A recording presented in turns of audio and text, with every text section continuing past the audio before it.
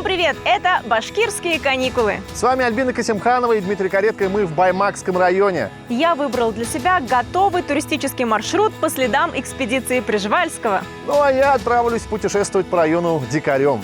Посмотрим, чей же тур будет интереснее. Приятного вам просмотра.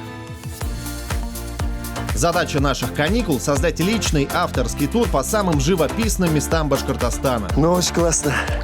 И нам важно выяснить, сколько денег на это потребуется. Это невероятно! Ведущие программы Дима и Альбина выясняют, кто из них потратит на путешествие меньше. И отдохнувший на большую сумму должен будет выполнить задание более экономного. Смотрите, наслаждайтесь, узнавайте республику вместе с нами. Итак, наши каникулы начинаются.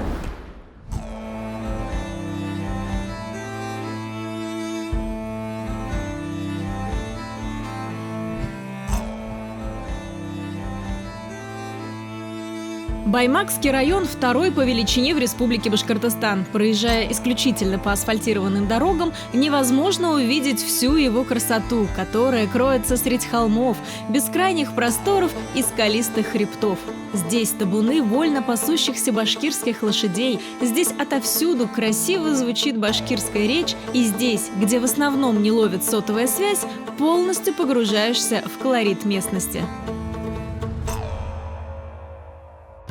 В каком бы стремительно развивающемся мире мы ни жили, в Баймакском районе традиции и культура передаются с молоком матери, с любовью и уважением.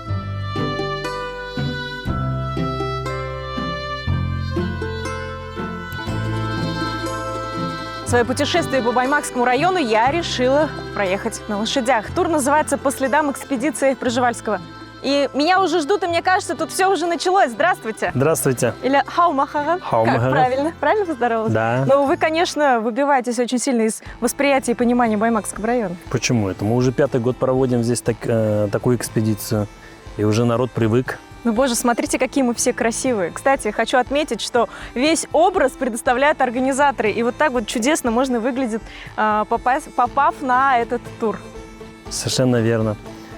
Тур называется «По следам экспедиции Пржевальского», потому что Пржевальский начинал все свои экспедиции с Оренбурга, а в то время Башкирия находилась в составе Оренбургской губернии. Ну, а что входит в тур? Что мы увидим, посмотрим, попробуем? Это конный тур, который позволяет глазами путешественников 19 века открывать для себя Башкирию. Артур Мирасович, я готова. С чего начинаем? Обычно наша экспедиция начинается с покупки башкирских лошадей, потому что, по преданию, Пржевальский тоже покупал для своей экспедиции лошадей у башкир. Мне нужна лошадь. Самая такая мощная, хорошая. Мана Айлагов. Самая лучшая лошадь вот эта. Берем ее? Берем ее. Знакомьтесь, Пегас. Смотрите, как уши навострил. Да-да, именно ты мой спутник и средство передвижения на сегодня. Я, как говорится, в образе готова выехать на экспедицию. Не знаю, каким будет путь и сколько мне предстоит провести верхом на лошади. А ведь представьте, наши предки ежедневно проходили по этим местам. Чарующие виды, бескрайние просторы и ветер, обдувающий со всех сторон, как будто обнуляет тебя, полностью погружая в миссию экспедитора.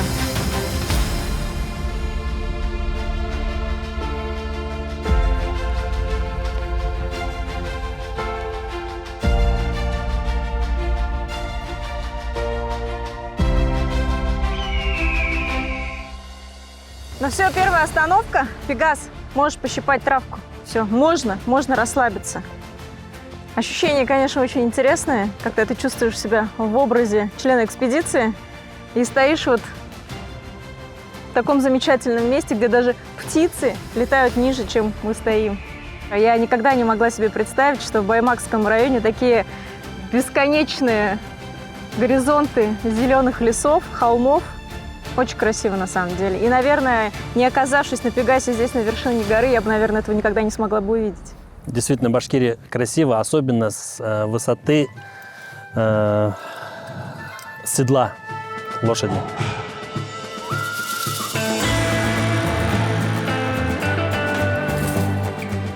Мчим дальше. Пегас решил, что мне пора освоить более быстрый темп. и мы покоряли холмы один за другим, предаваясь великолепию окружающих нас ландшафтов.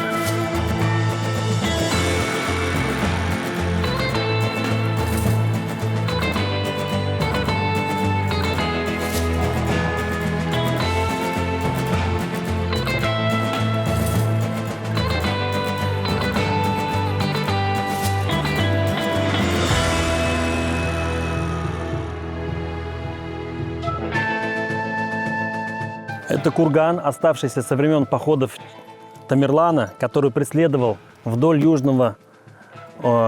хребта Южного Урала Тохтамыша до самого Самарской области. Есть река Камалек, вот до этой реки он его преследовал, где была последняя завершающая битва. А основные битвы происходили как раз на территории современной Башкирии. Если вы помните, в Чешминском районе есть мавзолей Хусайнбека, и рядом с этим мавзолеем захоронены 7 его военачальников. Здесь захоронено 4 военачальника Тамерлана. Да, и вот видите, в спуске, да, кургана, это вот 4 захоронения. Здесь, к сожалению, пока никаких археологических раскопок не велось, но вот народная молва утверждает, что здесь захоронены военачальники Тамерлана. Земля башкир испокон веков привлекала своими просторами, растительностью, животными и полезными ископаемыми, но жители всегда оберегали ее от завоевателей.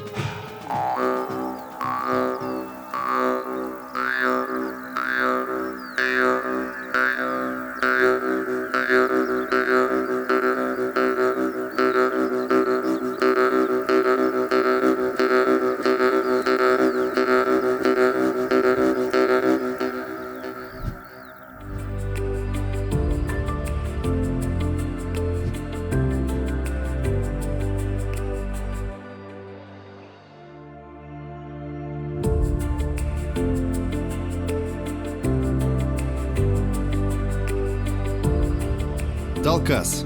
Потрясающей красоты озеро. Жемчужина юго-восточных окраин Южного Урала, где чистейшая вода и легкий озерный бриз успокаивают и придают необходимую путешественнику энергии. Это нужно видеть своими глазами. Озеро – отправная точка моего авторского тура.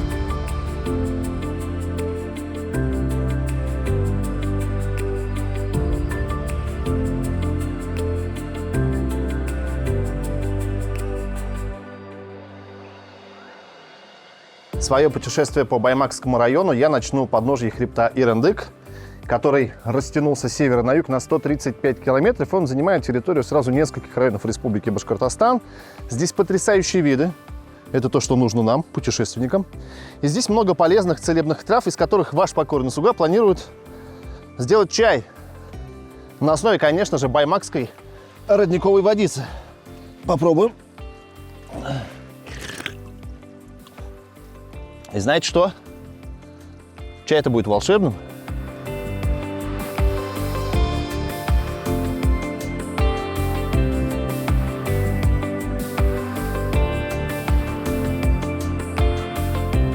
Хребет Ирендык – прекрасное место для приятных прогулок. Знаменитые баймакские ландшафты с грудами камней и валунов, остроконечные вершины хребта и разноцветие трав и ароматов. Настоящее волшебство. Вообще путь сложно назвать простым, откровенно говоря. Мы сейчас находимся на высоте около 850 метров, и здесь мы понимаем, что те стереотипы, которые есть у населения относительно Баймакского района, они жутко стереотипные, эти самые стереотипы. Потому что мы привыкли, что Баймак – это просторы, это степи, а здесь, смотрите, сколько леса. И верхушки гор хребта Ирендык. Еще чуть выше, как мне обещали местные, мы найдем удивительные поля с чабрецом. Я чабречный человек. Наберу себе на зиму, буду Альбинку угощать. Такой я добрый человек.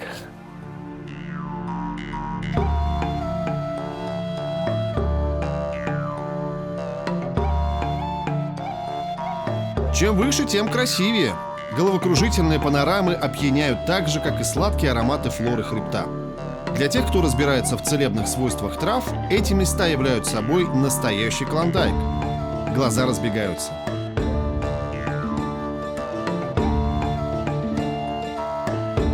А еще с высоты по-новому раскрывается красота величественного Талкаса. Но это лирическое отступление. Что удивительно, с чабрецом на вершине хребта есть небольшие проблемы.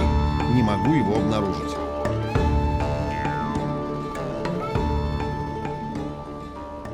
В общем, добрались до вершины хребта.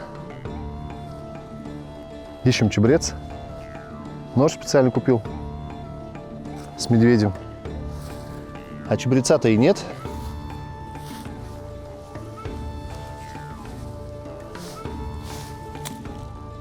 Ну, просто проверил.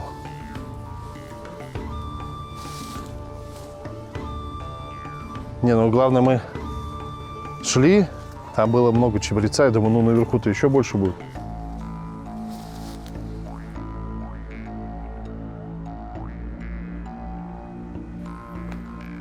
Что-то с чабрецом здесь какие-то проблемы определенно.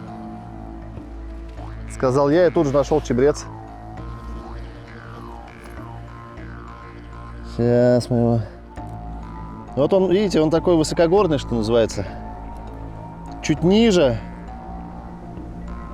чем, скажем, в более низкой и равнинной местности. Вообще Баймакский район – это житница чабреца. Откуда я знаю? Видите, сколько чабреца нашел? Не составил никакого труда. Сейчас нарву и пить чай на свежем воздухе.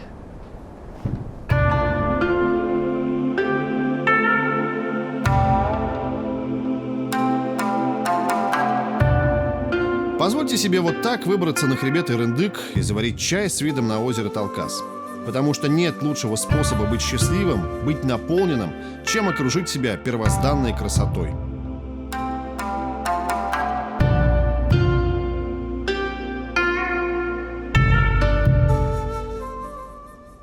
Свежий чабрец, собранный своими руками на вершине хребта Ирындык. Это сказка.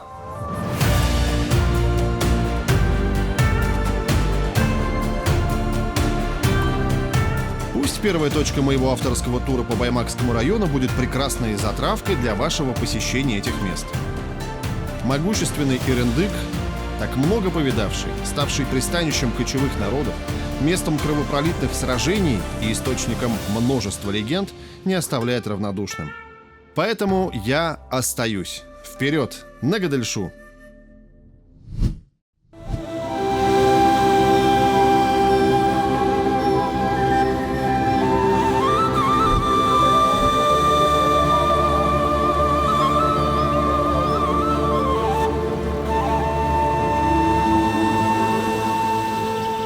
Добыча золота – один из основных промыслов в Баймакском районе с давних времен. Тот самый 5-килограммовый самородок ирандыкский медведь был найден именно в этих местах. Попробовать можно и сегодня.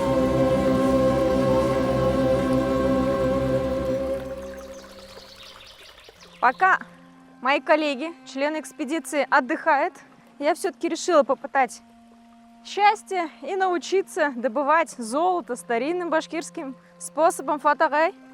Да, слушаю. Попробуем.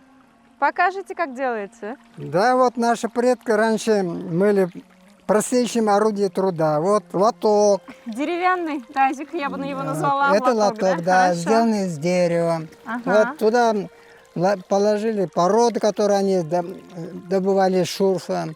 Привозились вот на речку, Ага. потом на эту посудину, потом черпали воду и потихонечку руками работали, пока... То есть это должен быть кусок, который Да, виден. да, золото же добывается крупинками. Иногда могут быть самородки, Это оно? может быть вот крупинка, а вот побольше крупинок. Вон, О, видите, ничего себе, крупинка. Да, блестит же, вон там. Так. Вот. Ну, работа трудоемкая. Промывали они многое. Ну, вот Руками работали, да. это же, Вот, здесь можно, может, повезет вам. может, повезет, а может, Да. не повезет. Может, конечно, и раньше тоже так же было. Кому везло, кому нет. Сколько вы уже нашли за сегодня? Ну, и маленькие кусочки, крупинки. Вот это смотрите, он побольше. Вы знаете, что самое обидное? Я не знаю, как оно могло бы выглядеть в природе. Но я вам покажу. Блестящий камень, грамм так 60, я думаю. Все. Никому не говорите, где мы это делали, ладно? Ладно, это наш будет секрет. Это будет наш секрет. Это на сережке, это на колечке.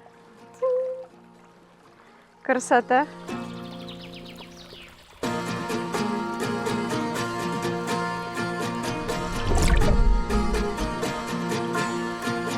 Процесс увлекательный и занимательный для туристов. В жажде найти крупинку не замечаешь, сколько лотков песчаного грунта ты омываешь. Усталости нет совсем. Так и хочется найти кусочек золота.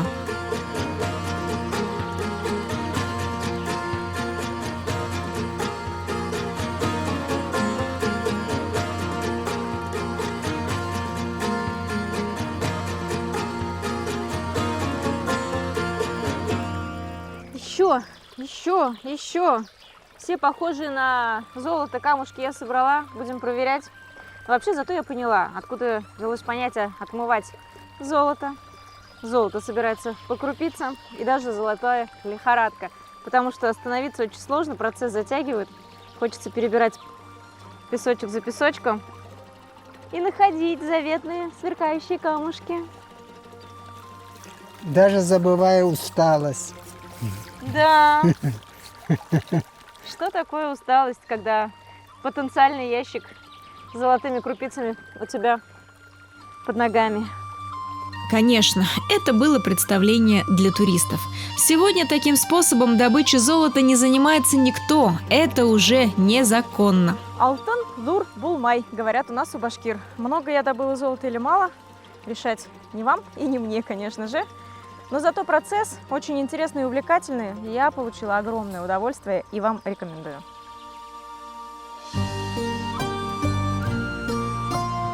Но, признаться честно, хочется уже как-то присесть и осмыслить все пережитое.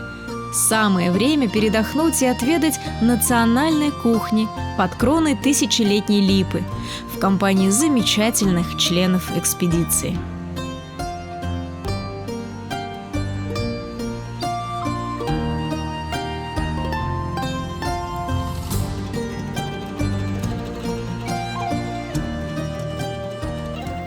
Согласитесь, насыщенная конная прогулка по вершинам хребтов РНДК, через сброды, через леса, луга и поля того стоило, чтобы потом оказаться вот за этим столом. Приятного всем аппетита! Ну, думаю, потом я присоединюсь к нашей маленькой участнице.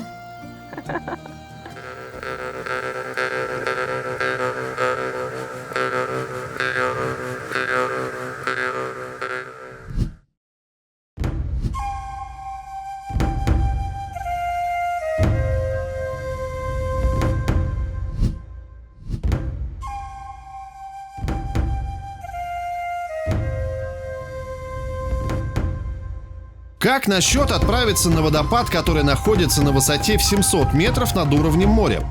Хребет Эрендык богат на возможные открытия, и водопад Гадельша будет одним из них. Если уж вы оказались в Баймакском районе и выбрали для себя активный отдых, то посетить водопад Гадельша вам просто-таки необходимо. Сейчас я нахожусь в точке, от которой до самого водопада около 500 метров. Но какие это 500 метров? Здесь вам и неудобные валуны, и горные речки, и очень крутые подъемы. В общем, все как мы не любим. Все как мы любим.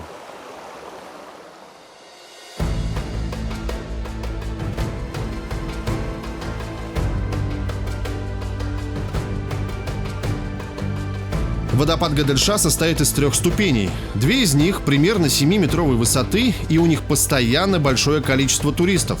Мой внутренний мизантроп настоял на самой высокой ступени, до которой гораздо сложнее добраться, и это сказывается на количестве туристов. Идем на самый верх, к началу водопада. В общем, через тернии к звездам, или, как у нас говорят, через отдышку Гадельше. Но будьте готовы, путь действительно требует хотя бы минимальной физической подготовки, но, как всегда, оно того стоит. Не буду даже объяснять почему.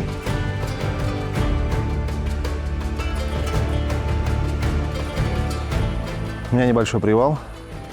Я вновь сижу и удивляюсь, почему так происходит, что все самое красивое – это всегда все самое сложнодоступное. Понятия не имею, сколько еще лезть.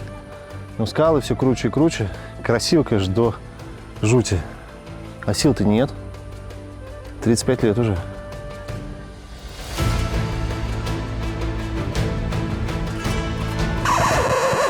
Оп-оп-оп-оп-оп-оп-оп-оп-оп. Оп-оп-оп. Слушай, а не так все страшно, как выглядело оттуда? Хотя нет, все-таки страшно.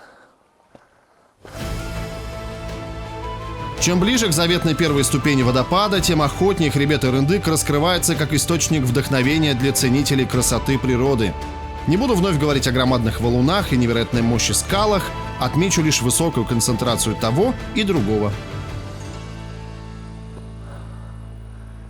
Обалдеть!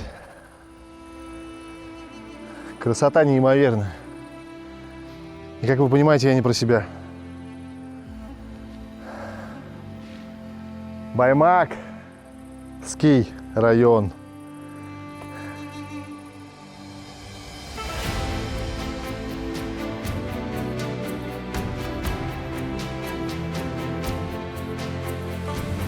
Дошел. Вот он, невероятный водопад. На вершине хребта Эрендык. Спрятался от глаз любознательных путешественников.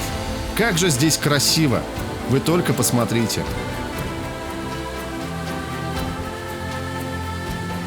Водопад. Водопадище Гадельша. Ху-ху! Слушайте, ну, фантастика, конечно. Он тоже из нескольких ярусов. Такой большой. И здесь точно, ну, судя по тому, что я вижу, всегда будет много воды. Это река Худалас, если не ошибаюсь. Обалдеть, но это, да простят меня другие районы Республики Башкортостан, это самый красивый водопад, который есть на карте нашего региона.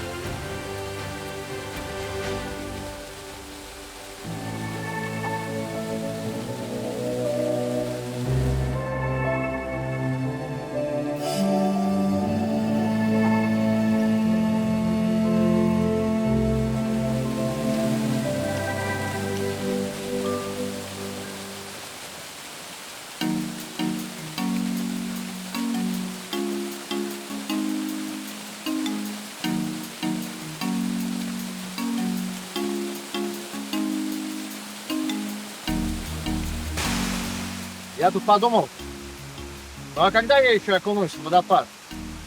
Тем более в Гадельшу. Вода до кого-то!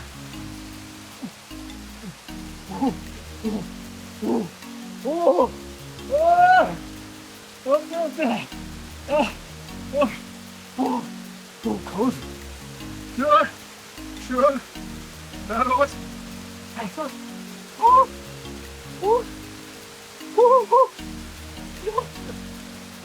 Ёлки-палки!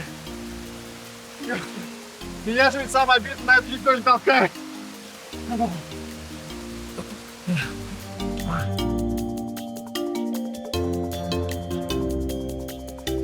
Подытожу. Водопад Гадельша обязателен к посещению. Я настаиваю. Обязателен.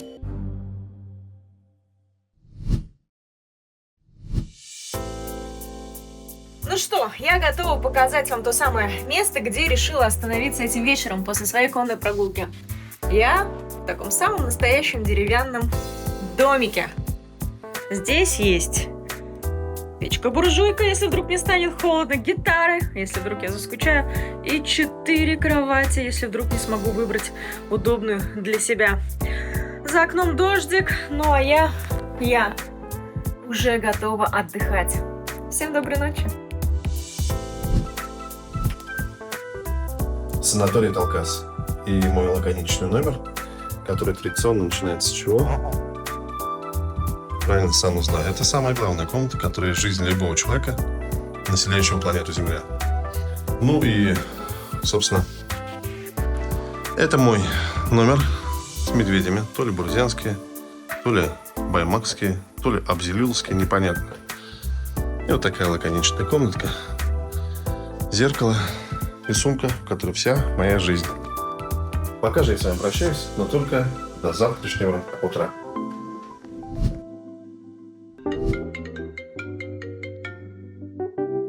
Добрый вечер. Привет, Дим. Ну как дела? Ты знаешь, прекрасно много ходил, увидел Баймакский район не таким, каким его видит большинство. Как твои дела? У меня был большой конный тур по Баймакскому району. И, кстати, у меня появился новый друг – Пегас. Ты там его береги, а то у нас тут волки воют. Волки воют. Ты сам береги себя. И тебе добрых снов. Добрых снов.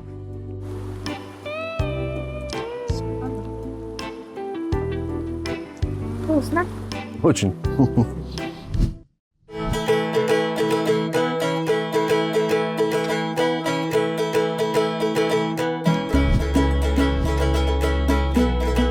Утро в Баймакском районе особенное. Кристально чистые воды, головокружительно чистый воздух и нетерпеливые лошади, которые так и ждут, когда же отворятся заборы и их отпустят на вольный выпас. К слову, каждый уважающий себя башкир начинает свое утро с кружечки пенного кумыса. Для этого надо что сделать? Правильно, подоить кобыл. Ну что, я не исключение, члены экспедиции сами добывали себе молоко.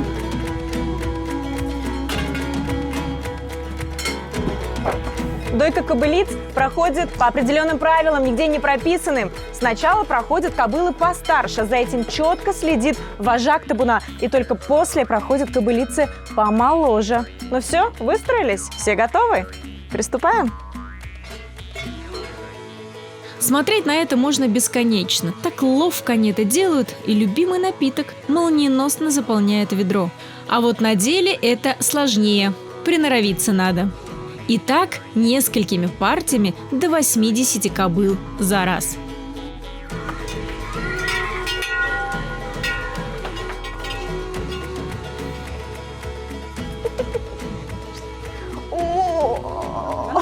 Альбина бейлерді хаудық. Хәдір қымырды шлейбеден дошынан. Это кобыле молоко, которое мы надоили, и из него мы делаем кумыс. Вы всегда сами его так таскаете? Нет. Ну, слава богу. Тилегай мұнан. Арбайсынас. Хәдір ошында қойып. Как это называется? Бұл күбі. Кубы. Не Бұл знаю, как күбі. перевести. Бұл Это... бішкек. Ага. Ошайды бішкес. Қымырды бішеведі бітінді. Шуға ол бішкек деп аталады. Это как будто бы взбиваем молоко вот этим приспособлением. Такой миксер ручной, природный, причем он деревянный. Да. Шуатып, бисмиллахи-рахмани-рахим деп айтабыз да. Қоябыз.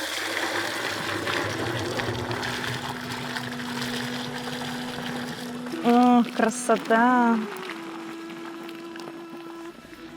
Болды. Даже пенка осталась. О, как там ее много. Болды.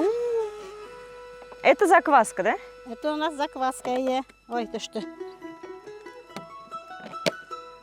Так, сколько? Алдан закваска әзірлеп қояды. Мен қымыз ішлер алдынан дәулі хүттің көлемін қарап алам, көп ме екенін. Ну, 35 литров кулема, мы же уже... Былай бішкенде не? Меньше становится? Бұл неме менен генә күпірік менен күп хүтті әдірек болады екен. Шунан неменің заквасканың әсілігін қарар керек ішлер алдынан. Ол қайыр вақыт әсі була, қайыр вақыт сүсірек була. Әсі только на вкус можно проверить, больше никак. Да, әсіп қарайын әр вақыт чуть-чуть гына ауыр етіп. Чуть-чуть, это я должна попробовать? Если нық әсі болға... Чуть-чуть әзгіні, давай. Қорды әдірек қойыр керек. Все. Если сүсірек болға, қорды көбірек қоям енді.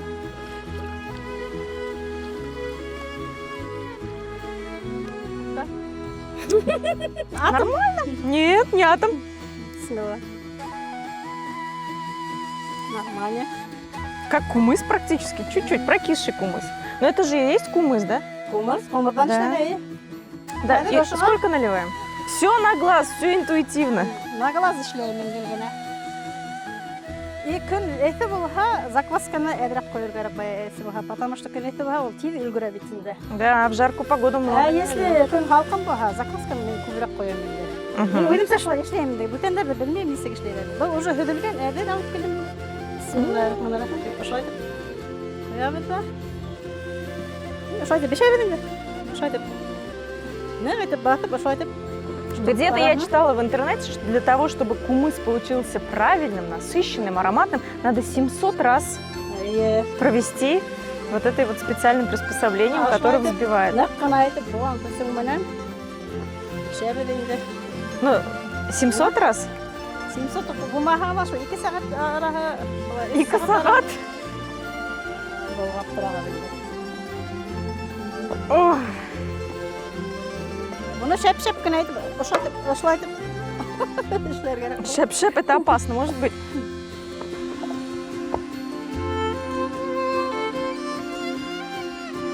Это невероятное ощущение научиться делать молочный напиток, который манил в эти места не одно поколение людей. Я с осознанием важности процесса старательно, с энергией взбиваю кобылье молоко, обогащая его кислородом. Ведь так делается настоящий башкирский кумыс.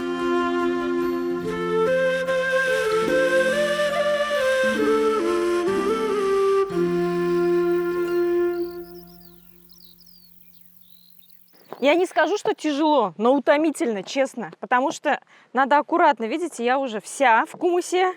В общем, девочки, зачем вам фитнес? Скачки – это одна история, конная прогулка точнее. Дойка – это определенный пилатес. А тут мы качаем группу мышц на руках. Еще и полезно. Да. Песни поете, нет, когда кумыс делаете? Когда как? Ну давайте споем что-нибудь, чтобы уж настоящий башкирский кумыс получился.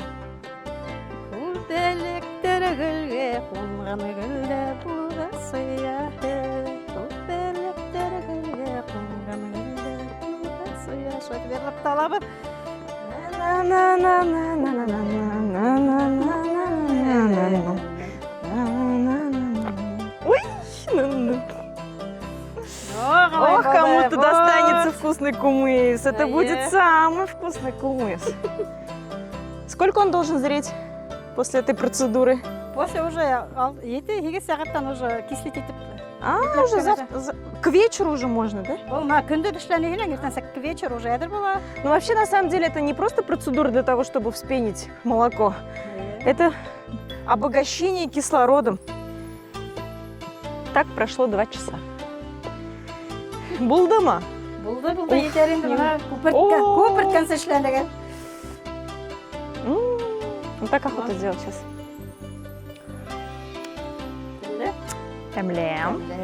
Как уж не томле-то. Сама надоела, сама взбила. Самый-самый томле. Сюда? Сюда. Ой. Әдір бана екенсі бешкенге қатылы шай ябып тұрып тұрабы дейді.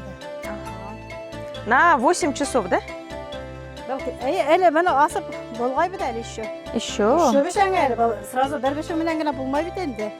Бана урап, şu 1 saat өткәсме, өткен хайын болғап нетіп тұру керек. Чтобы бұл әсіхін. Постоянно әсіп тұрманы, болғап тұрманы, ерерге может. Вот я объясню, вот до сюда где-то налили мы, а взбили прям практически до краев, то есть полный. Пробовать мы его не можем, да? Пока нечего пробовать. Там пена. Купырк болса әлі алқымай. Ладырақ ултырха, пена ултыра, шунан ғана можно әсіп бұлай. А вот это когда делали? Бұны кесе әшленген. Вчерашний кумыс, его же можно пить? Можно. Давайте попробуем.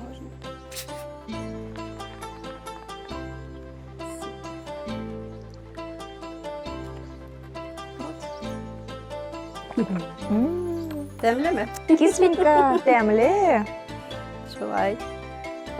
Биг темле. Рахмат. Үлігерге рахмет.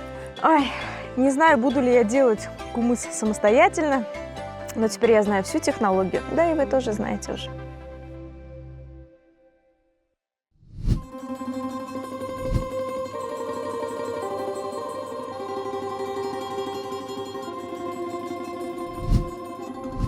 Свой второй день в Баймакском районе я решил провести несколько необычным для себя образом.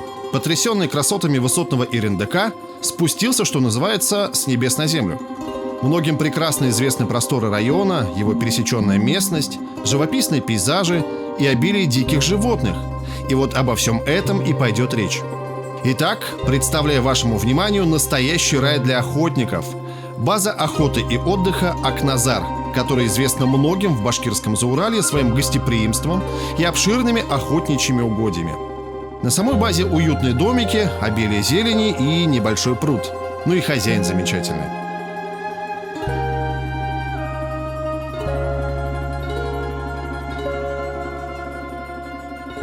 Иван Николаевич, ну классная база, я вам скажу.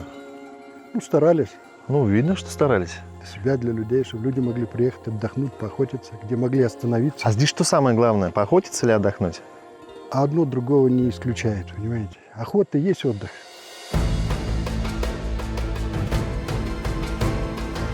Итак, снарядили небольшую экспедицию для того, чтобы своими глазами увидеть охотничьи угодья и впервые в жизни принять участие в том, что ваш покорный слуга видел только в старых добрых фильмах об охоте. Конечно, мне интересно все.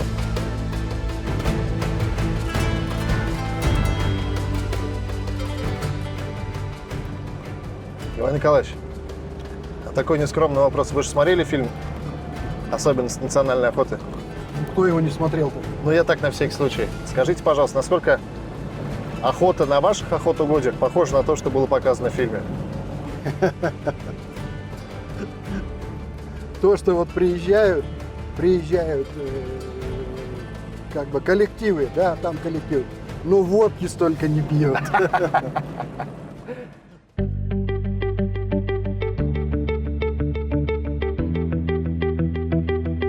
По нашему плану предусмотрено несколько остановок в ключевых для охоты местах, где традиционно ходит дикий зверь. Подкормочная площадка, специальное пространство, где терпеливому охотнику предстоит встреча со зверем.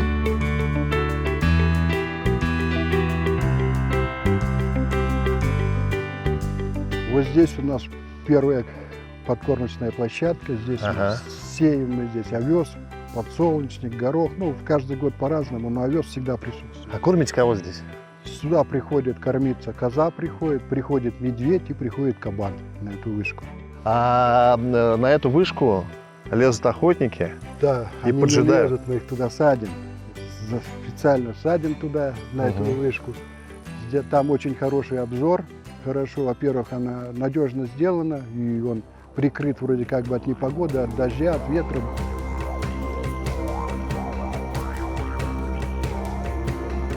Двигаемся дальше. Обширная площадь охотугодьев впечатляет. И где-то в глухом лесу спрятан один из солонцов. Место, где дикие животные могут полакомиться необходимой для себя солью. Здесь же установлена фотоловушка, которая позволяет увидеть обитателей лесов башкирского Зауралья. Мы же, проведшие половину дня в глухой зелени, так и не встретили, к счастью или к сожалению, ни одно животное. Но все как в кино. На охоте сама охота не главное.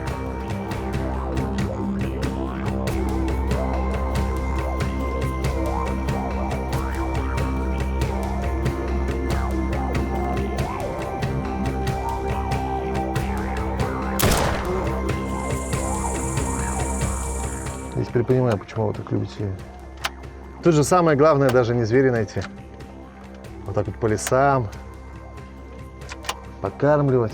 Да, вообще это все интересно довольно-таки. Но для тех, кто любит оружие, это, наверное, уже другой интерес. Да, это вообще красота.